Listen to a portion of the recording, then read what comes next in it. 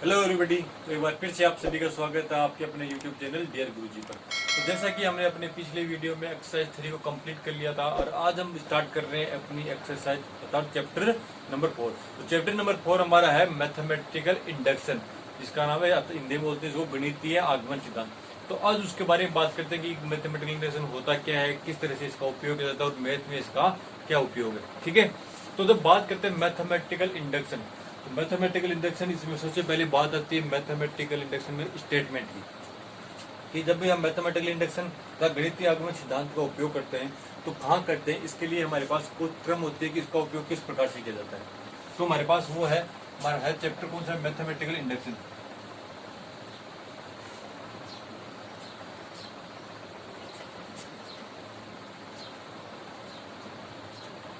इसको हम बोल सकते हैं तो ऐसे बोले कि गणितीय औजार। इंडक्शन था कोई औजार, इंडक्शन की आपने बात करें, मैथमेटिक्स तो आप समझ गणितीय हो गया, गणितीय। अब बात करते हैं इंडक्शन की। इंडक्शन की बात करें, इंडक्शन क्या होता है, जैसे आपने फिजिक्स में पढ़ा होगा इंडक्शन के बारे में, तो फिजिक्स वाली बात तो अलग होगी कि इसमें कि इंडक्शन हमारा कुकर होता है, इंडक्शन गैस होता है, इस प्रकार से कुछ भी इंडक्शन वहां पे हो गया, तब एक तरह से औजार है। तो हम बात करें कि गणितीय औजार होता है, किस प्रकार का औजार होता है गणितीय। अब बात करें यहाँ पे मैथमेटिक्स में हमारे पास होते हैं इंडक्शन और डिडक्शन दो होते हैं, इंडक्शन और डिडक्शन दो होते हैं। तो डिडक्शन क्या होता है, इंडक्शन क्या होता है, उनके बारे में बात करें। तो हम सबसे पहले बात करते हैं डिडक्शन की, कि डिडक्शन क्या होता है। डिडक्शन होता है कि हमारे जो सिंपल केसेस होते हैं ना, उनको उनके बारे में पता करना। जिस प्रकार से कि हम बात करें, एक मेन केस दे दिया, फिर उससे हम छोटे छोटे केस बना के दो अलग केस दे दिया, फिर उन दोनों को एक साथ करना। जैसे कि ह्यूमन खाना खाते हैं, human Yeats food, human Yeats food, एक स्टेटमेंट हमारा ये हो गया। ठीक है, अब उसके बाद में आता है कि रोहित ईट फूड।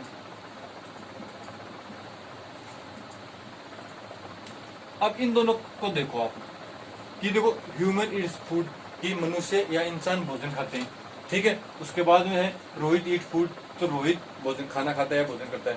तो अब इन दोनों से क्या चल रहा है कि इससे इन दोनों से स्टेटमेंट को हम देखें, इनको बोलते हैं स्टेटमेंट अर्थात कथन है ये।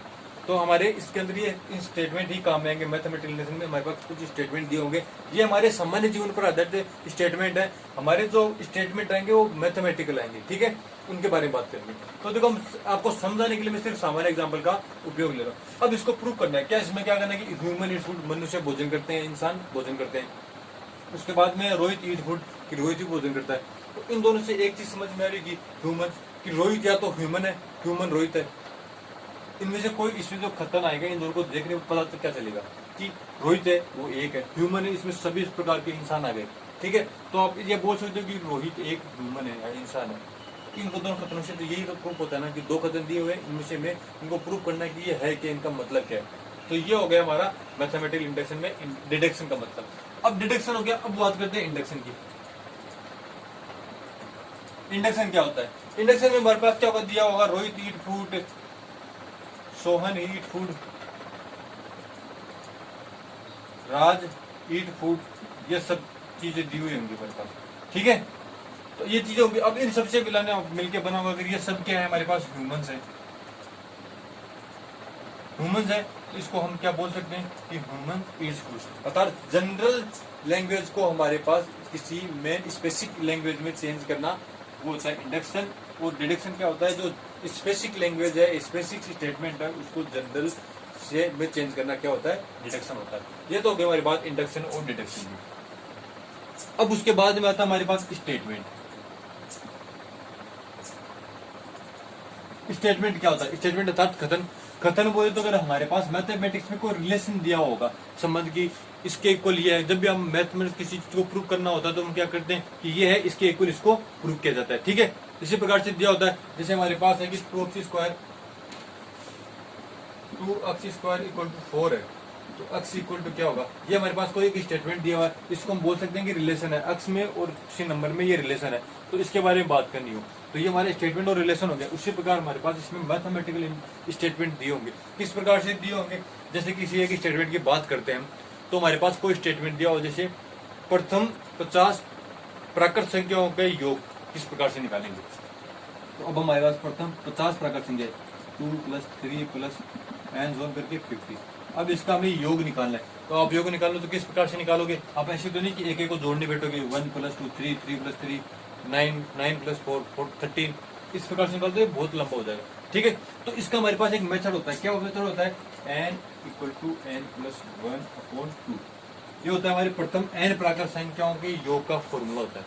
अर्थात इसके द्वारा हम इसमें वैल्यू रखेंगे, पुट करेंगे, डायरेक्ट जो हमारे पास वैल्यू आ जाएगी वो इसके योग के इक्वल आएगी। तो ये हमारे पास एक मैथमेटिकल स्टेटमेंट होता है, था कोई रिलेशन दिया हुआ है इन दोनों में रिलेशन है कि ये इसके इक्वल है। ये इसमें हमारे नेचुरल एन सिस्टम के किसी एक संख्या की अंतिम संख्या दी होगी, उससे हम इसका मान आसानी से निकाल सकते हैं। अगर हमको ये पता नहीं हो, ये चीज हमें पता नहीं हो, अगर इससे निकाल तो हमें इसमें कितना टाइम वेस्ट करेंगे, पता है आपको, ठीक है ना। आप एक एक को जोड़ने बैठो तो बहुत सारा टाइम लग जाए, लेकिन आप इससे तुरंत निकाल सकते हो। यही हमारा मैथमेटिकल इंडक्शन अर्थात मैथमेटिकल गणितीय आगमन सिद्धांत यही काम आता है। ठीक है, इसी प्रकार के किसी सवालों को हम हल करने के काम में लेते हैं, लेकिन जहां ये मैथमेटिकल इंडक्शन काम आता है कि हम इसका उपयोग कहाँ करेंगे कि इसके इक्वल ये होता है या नहीं, ये सही है या नहीं, अर्थात इन चीजों को हम सिद्ध करेंगे कि ये इसके इक्वल होगा या नहीं। इस चीजों के काम के लेने हम क्या करते हैं? मैथमेटिकल इंडक्शन का उपयोग में लेते हैं। ठीक है, तो आपके बुक में हमारे बहुत 3-4 एग्जाम्पल हैं, और एक ही चैप्टर एक्सरसाइज 4 मेन इसमें लगभग 24 या 5 क्वेश्चन है, उनके बारे में हम बात करते हैं। ठीक है, तो मैं आपको इसको समझाने से पहले आपको एक बेसिक सा अब इसका एक बुक का एग्जाम्पल है वो लेके स्टार्ट करेंगे, फिर उसके बाद में हम करेंगे अनसोल्व क्वेश्चंस के बारे में बात। ठीक है, तो अब बात करते हैं एग्जाम्पल की आपके। अब हम बात करते हैं, हमारे पास एक गणितीय आगमन सिद्धांत की। गणितीय आगमन सिद्धांत होता है क्या है, किस प्रकार से इसका उपयोग करते हैं और किस प्रकार से इस क्वेश्चनों में इसका हल किया जाता है। ठीक है, तो उसकी बात करने के लिए हम बात आपके एग्जाम्पल है उसका एग्जाम्पल लेके हल करते हैं। ठीक है, कि उसको एग्जाम्पल में इसका उपयोग किया जाता है। ये हमारा है प्रिंसिपल ऑफ मैथमेटिकल इंडक्शन, गणितीय आगमन सिद्धांत कि एग्जाम्पल में किस प्रकार से इसका उपयोग किया जाता है उसके बारे में बात करेंगे। तो उसके लिए हम स्टार्ट करते हैं, अपना है एग्जाम्पल नंबर फर्स्ट है आपके एनसीईआरटी बुक का, उसके बारे में बात करते हैं कि हमारे है 1 का स्क्वायर प्लस 2 का square plus 3 square plus equal to n square n into n plus 1 2n plus 1/6। ठीक है, हमारे पास ये है। अब देखो, इसको हल करने के दो तरीके होते हैं, एक तो हमारा सामान्य तरीका वो, एक दूसरा है मैथमेटिकल इंडक्शन की तरह से हल करते हैं। तो हम पहले वाला देखते हैं कि हम सामान्य तरीके से किस प्रकार से इसको हल कर सकते हैं। सीधा भी इसको हमें इक्वल करना है कि ये इसके इक्वल है, ये प्रूव करना है, तो किस प्रकार करेंगे। हम क्या करते हैं, सबसे पहले n = 1 लेते हैं। n = 1 लेके इसको हल करेंगे तो n = 1 अर्थात हमारे पास क्या आएगा, 1 का स्क्वायर आ गया। ठीक है, इक्वल टू ये कंडीशन। अब इसमें 1 रखो, यहाँ पे n की जगह 1 रखा, 1 + 1 2 × 1 + 1/6। तो ये क्या है, 1 × 1 + 1 2 इंटू 2 × 1 1 2 और प्लस 1 3/6। तो 3 × 2 6 होता है, तो ये कट गया, हमारे पास क्या है 1।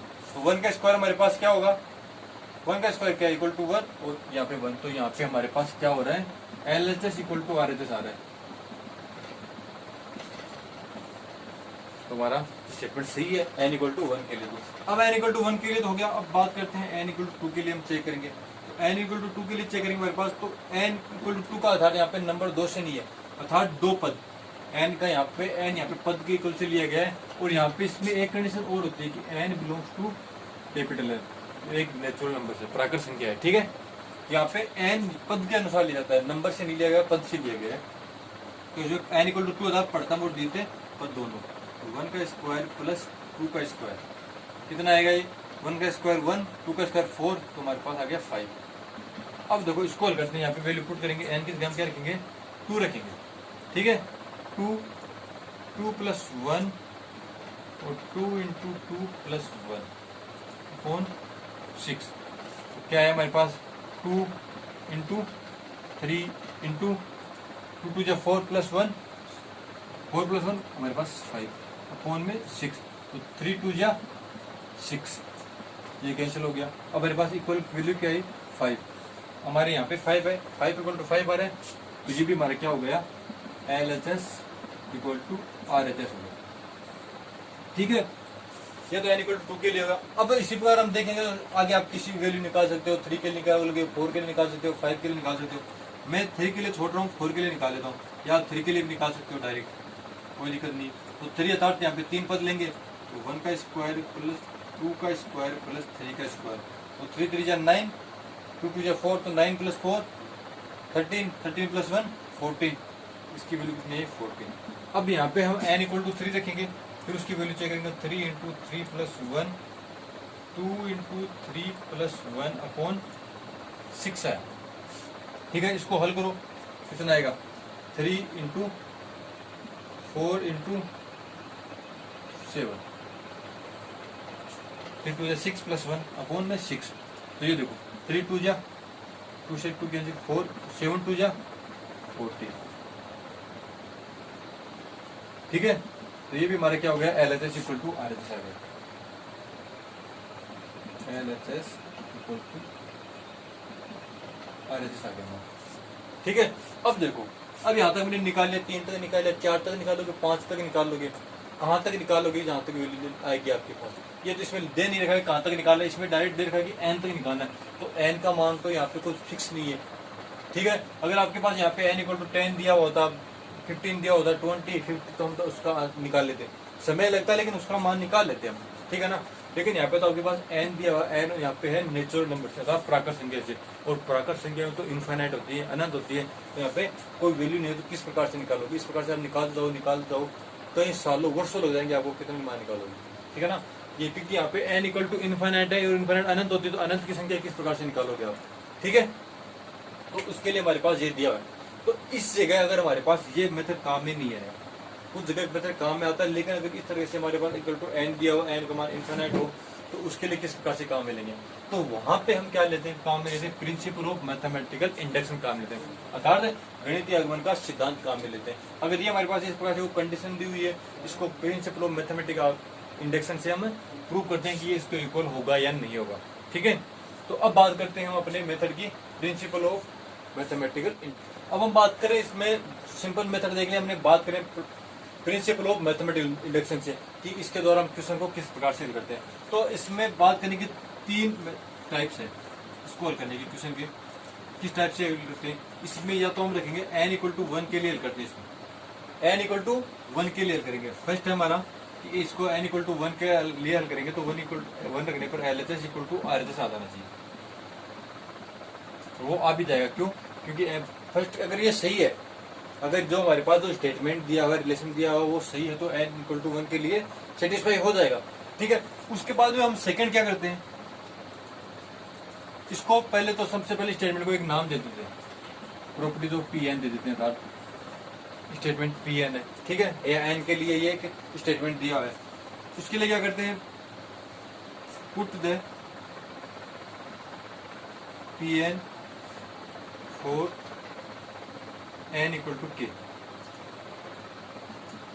यहाँ पे n की जगह k पुट करते हैं, यहाँ पे k बिलोंग्स टू क्या है, नेचुरल नंबर।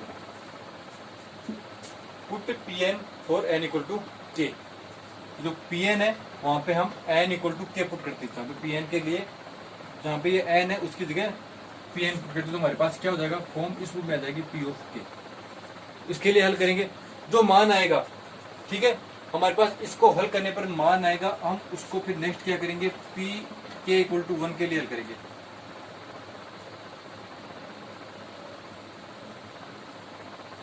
प्रूफ पी के प्लस 1, इसके लिए हल करेंगे। ठीक है, पी के प्लस 1 के लिए। अब हमारे पास जो कंडीशन है उसके लिए क्या देना चाहिए, उसके लिए LHS और RHS दोनों इक्वल आ जानी चाहिए। ठीक है ना, सबसे पहले क्या करेंगे, 3 मेथड है, 3 स्टेप्स है, 3 स्टेप्स में इसको हल करते हैं। किस प्रकार से, सबसे पहले करेंगे हम n इक्वल टू 1 के लिए इसको हल करेंगे। n इक्वल टू 1 के लिए यहाँ पे फर्स्ट कंडीशन लेंगे, n 1 के लिए हमने हल भी किया पहले, उसके लिए ये वैल्यू आ जाएगी। ठीक है, फर्स्ट स्टेप कंप्लीट हो गए। अब उसके बाद में क्या करते हैं, हम इसको p इक्वल टू n तो पुट करते हैं शुरू में, तो इसके लिए यहाँ पे जो n है वो उसके लिए उसको हम k के लिए n की जगह k पुट करते हैं। यहाँ पे n स्टेप्स है, n एलिमेंट है, हम उसको यहाँ पे मानो k एलिमेंट है, कोई अपनी तरफ से कोई चूज किया, यहाँ पे k की जगह कोई भी ले सकते हो, उसके लिए सोल्व करेंगे। हमने k मान के चलते हैं, तो वहाँ पे k के लिए सोल्व करेंगे, यहाँ पे n की जगह शिफ्ट हो जाएगा, k में आ जाएगा फॉर्म। फिर उसके बाद में हम क्या करेंगे, फिर p k प्लस 1 निकालेंगे, p k प्लस 1 निकालेंगे और फिर उसको आगे हल करेंगे। p k प्लस 1 के निकालने के बाद में अगर दोनों LHS और RHS हमारे दो इक्वल आ रहे हैं, p k के लिए तो आएगा क्योंकि हमने इसको पुट किया है, तो उसके लिए तो वैल्यू पुट हो जाएगी, ये वैल्यू आ जाएगी डायरेक्टली। और उसके अगर पी के फिर उसके बाद में करेंगे पी के प्लस वन के लिए निकालेंगे, पी के प्लस वन के निकालेंगे, फिर हम उसमें चेक करेंगे एलएचएस और आरएचएस। अगर दोनों वैल्यू सेम आ रही हमारी तो हमारा सही है, अर्थात ये सेटिस्फाई हो जाएगा। अगर नहीं आ रही फिर हमारा वो जो स्टेटमेंट दिया गया वो गलत हो जाएगा। हम गणितीय अवकल सिद्धांत का जो स्टेटमेंट दिया होता है उसको सेटिस्फाई, उसको सिद्ध करने के लिए ही काम लेते हैं कि ये एलएचएस इक्वल टू आरएचएस आ रहा है, ये सही है या नहीं है। ठीक है, तो हम इसमें मेनली ये 3 स्टेप्स काम में लेते हैं। इन 3 स्टेप्स के द्वारा हम क्वेश्चन को हल करते हैं। तो अब बात करते हैं इन 3 स्टेप्स से क्वेश्चन को हल करने की। अगर आपको ये चीज समझ में नहीं है कोई बात नहीं है, हम अभी क्वेश्चन सोल्व करेंगे, क्वेश्चन में आपको समझ में आ जाएगा। ठीक है ना। तो अब इसकी बात करते हैं। अब सबसे पहले जो हमारे पास स्टेप्स हैं उसके क्या कर रहे थे हम, n इक्वल टू 1 के लिए सोल्व करते हैं। तो n इक्वल टू 1 के लिए इसको सोल्व करेंगे। हमने इसके लिए n इक्वल टू 1 के लिए पहले भी सोल्व किया इसको। n इक्वल टू 1 के लिए हमारे पास पहले 1 इक्वल टू 1 आ गया था, एलएचएस इक्वल टू आरएचएस हमारे पास कंडीशन आ गई थी। एक बार फिर से हम क्वेश्चन के मेथड के हिसाब से सोल्व करते हैं कि n equal to 1, n equal to 1 किया, हमारे पास क्या है 1 का स्क्वायर आया। तो दैट इम्प्लाइज यहाँ पे 1 पुट करेंगे 1, n प्लस 1 की जगह 1 प्लस 1, फिर हमारे पास 2 into 1 plus 1 upon 6, 1 into 2 into 3 upon 6, तो 3 2 जा 6 अपॉन 6, 6 अपॉन 6 हमारे पास क्या आ रहा है 1 आ रहा है। एलएचएस इक्वल टू हमारे पास आरएचएस हो गया। ये एलएचएस था, 1 का स्क्वायर क्या होता है 1 होता है, तो एलएचएस इक्वल टू हमारे पास आरएचएस आ गया। अब उसके बाद में क्या करते हैं, नेक्स्ट स्टेप करेंगे हम। सेकंड स्टेप क्या कर रहे हैं, लेट हम अपनी तरफ से मानते हैं कि पी के बी ट्रू, पी के अर्थात जहां पे ये एन था उसके हमने के पुट किया, पी के बी ट्रू फॉर ऑल के बिलोंग्स टू एन, कि हमारा जो पी के है वो सही होगा, सत्य है। किसके लिए सत्य है, k equal to belongs to n की, जहाँ पे जो एन है वो बिलोंग के है जो बिलोंग कर रहा है नेचुरल नंबर में। ठीक है, तो उसके लिए क्या करेंगे, अब वैल्यू पुट करो। यहाँ पे पी एन था तो पी की जगह हम के पुट करेंगे। हमारे पास क्या है 1 का स्क्वायर प्लस 2 का स्क्वायर प्लस 3 का स्क्वायर।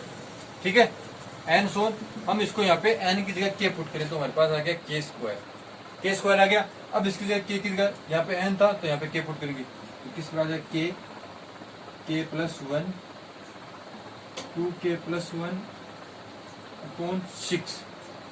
ठीक है, हमारे पास ये कंडीशन आ गई।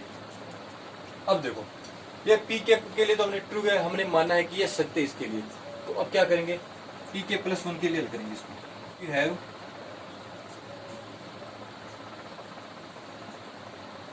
ट्रू फॉर पी के प्लस 1। ठीक है, अब इसको हल करेंगे हम किसके लिए, पी के प्लस 1 के लिए हल करेंगे। तो पी के प्लस 1 के लिए क्या मानेगा उसके बारे में बात करते हैं। अब यहाँ देखो जहां जहां हमारे पास के था वहां पे के प्लस 1 पुट करेंगे, के plus 1 into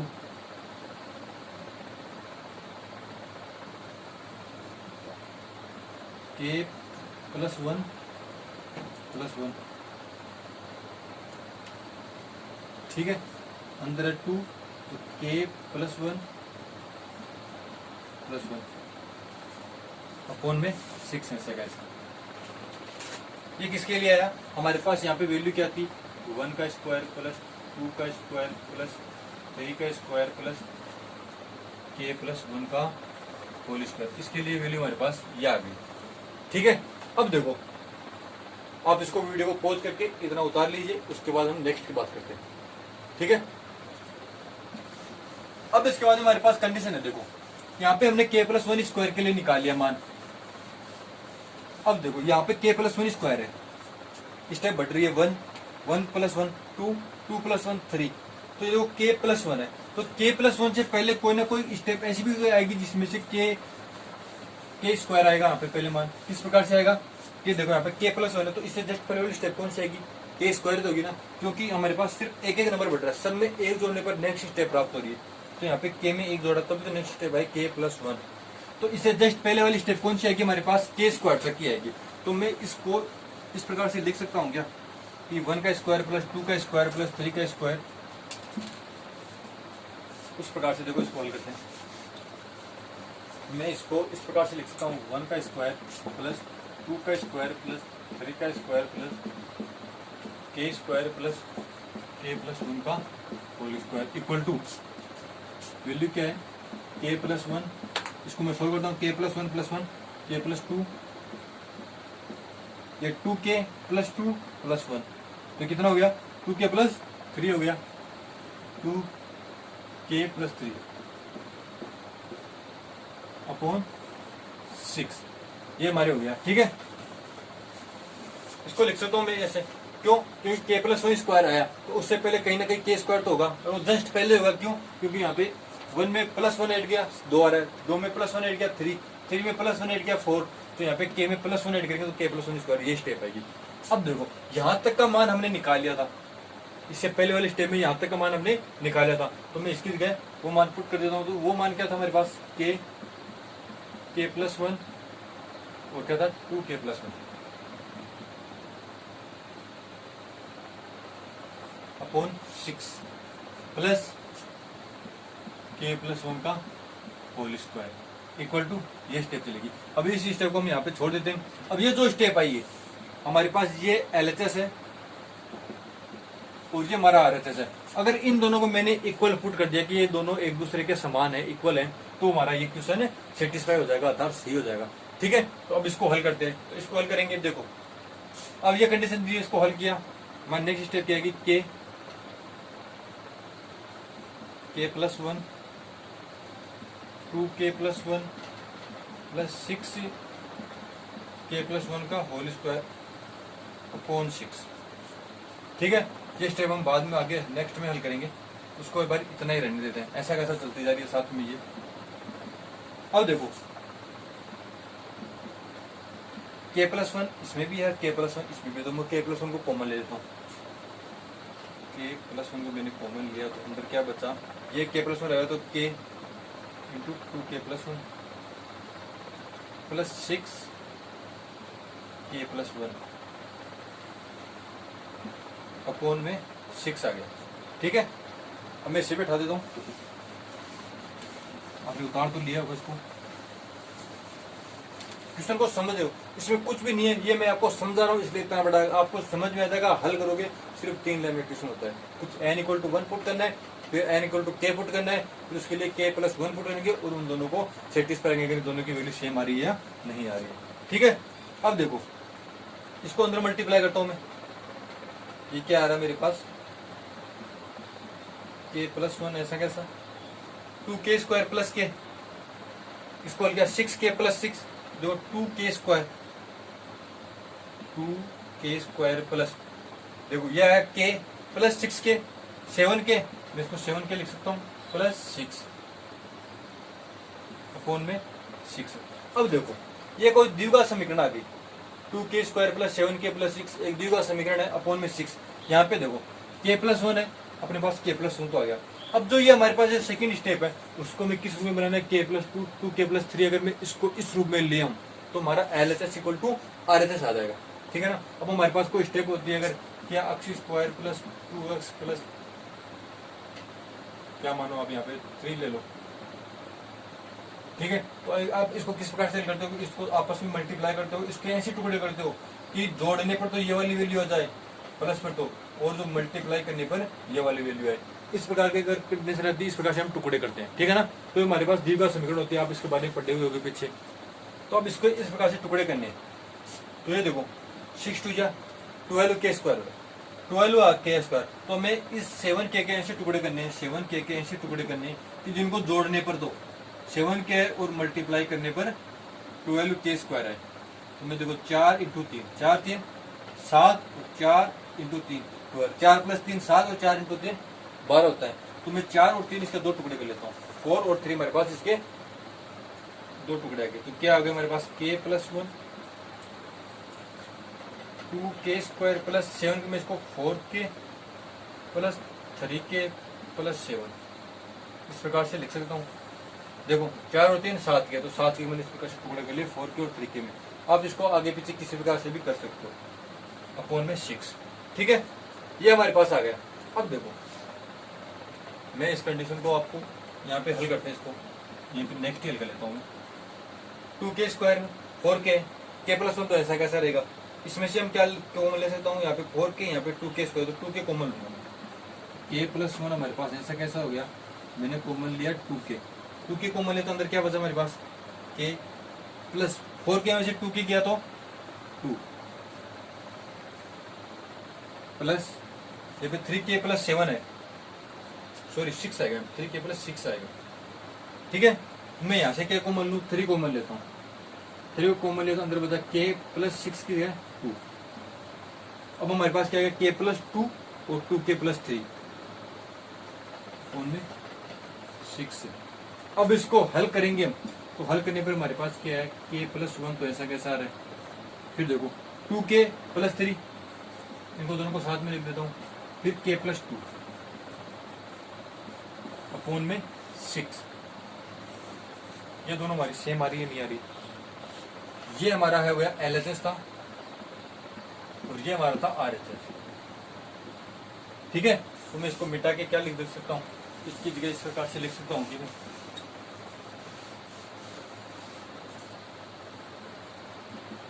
LHS equal to RHS, दोनों हमारे इक्वल आ गए। हमने ये LHS लेके दे लेते, हमने इसको इसके इक्वल प्रूफ करना था, जो हमारे पास वैल्यू आई वो आ रही है k प्लस 1 2k प्लस 3 और k प्लस 2 दोनों हमारे इक्वल आ रहे हैं। तो मैं इसको लिख सकता हूँ LHS इक्वल टू RHS लिख सकता हूँ। अब इसमें एक कंडीशन बचती है लास्ट में, इसको क्या लिखना होता है, अगर ये स्टेप है आपकी सबसे इंपॉर्टेंट है,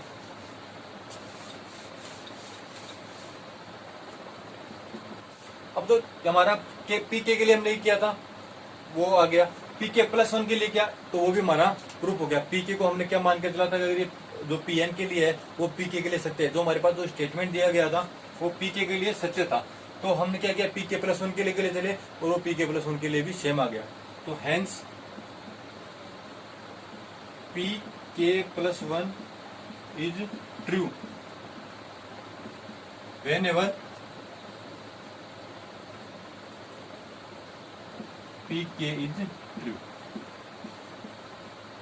अर्थात अगर pk सही है, हमारा pk जो सत्य है सही है, तो उसके लिए pk प्लस 1 भी सत्य होगा। ठीक है, तो इसी प्रकार हमारा जो एग्जाम्पल था वो फर्स्ट कंप्लीट हो गया। मैंने आपको उसका अच्छे से मेथड समझा दिया, आपको समझ में आ गया होगा, मैंने बहुत ही अच्छे से आराम से समझा है। अब इसके बाद हमारे कुछ अनसोल्ड एग्जाम्पल है, वो सोल्ड एग्जाम्पल्स हैं, वो तो आप बुक से देख कर सकते हो। उसके बाद हमारा चैप्टर आता है एक्सरसाइज 4, उसके बारे में बात करेंगे। अनसोल्ड क्वेश्चंस हैं, उसमें उन अनसोल्ड क्वेश्चन की बात करेंगे हम नेक्स्ट वीडियो में। तो अगर आपको ये वीडियो पसंद आया हो तो लाइक और कमेंट करना ना भूलें, तथा अगर आपने अभी तक चैनल को सब्सक्राइब नहीं किया है तो सब्सक्राइब कीजिए, तथा अपने दोस्तों से भी जरूर करें। धन्यवाद।